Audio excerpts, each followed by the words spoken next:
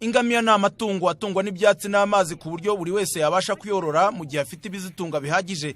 Gusa ngo mu bijyanye n'imyitwarire ngo zizirana n'uzendereza nk'uko Munyanziza Jean Bosco umwe mu bakurikirana ayo matungo abisobanura. Ingamiya mu kuzitaho ni ukuzijyana ahantu hari ibihuru zikunda, cyane cyane nk'imiyenzi, ibiti bita munyegereze n'ubundi buti bwinshi bwo mu ishyamba zikunda. Noneho zikarisha, iyo ikikuvuga ko zihaze zihita zishaka amazi. Ingamiya ikintu izira ni ukuyikubita. Ingamiya iyo ikubise ukayibabaza irarakara ku buryo nawe ishobora kuguhemukira. Ariko ingamiya iyo uragiye neza urayibwira ikumva, iyo ibwiye ikata iburyo, yabwiye ikata ibumoso, igakata ibumoso. Muri Mata 2012 nibwo mu kigo cy'ubushakashatsi mu buhinzi n'ubworozi RAB ishami rya Karama riherereye mu karere ka Bugesera mu murenge wa Gashora hazanywe ingamiya 5 zifite inkomoko mu gihugu cya Misiri.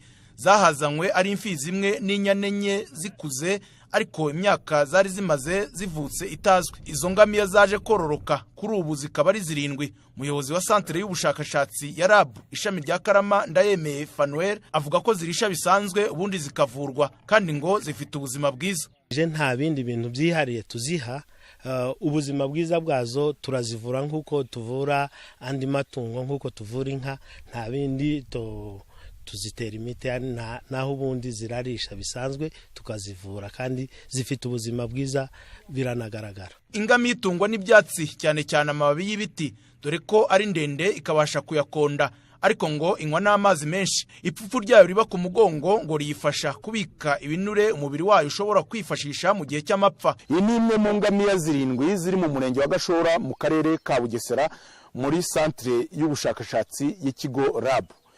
Ushobora kuyegera, bayimenyereje abantu ku buryo nta mahane yo igira, banayise akazina ka mukecuru. Santere y'ubushakashatsi ya RAB ishami rya Karama ngo rirateganya gukomeza gukora ubushakashatsi kuri ayo matungo kugira ngo hazarebwe akamaro kayo, nk'uko Ndayemeye Fanuel uyobora iyo santere y'ubushakashatsi ya Karama abisobanura. Kugeza ubu ngubu kuko tukiri mu ikusanyamakuru yo gutunga ingamiya, ariko turabizi neza ko mu busanzwe na biriya bihugu bindi zisanzwemo ingamiya zitwara abantu, ingamiya zitwara imitwaro, ingamiya ziraheka.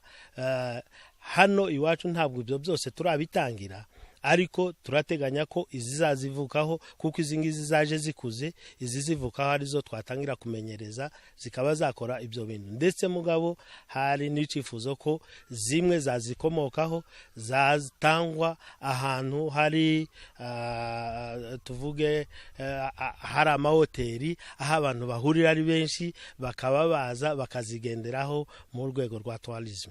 Ubushakashatsi ariko kuri izi ngamiya zikiri ntoya nabwo busa naho bukiri kure, kuko ibijyanye no kuzimenyereza bitaratangira. Imirimo yo kwikorera imitwaro no gutwara abantu bikaba bitarakorwa, ahubwo hagisuzumwa ibijyanye n'imibereho yazo.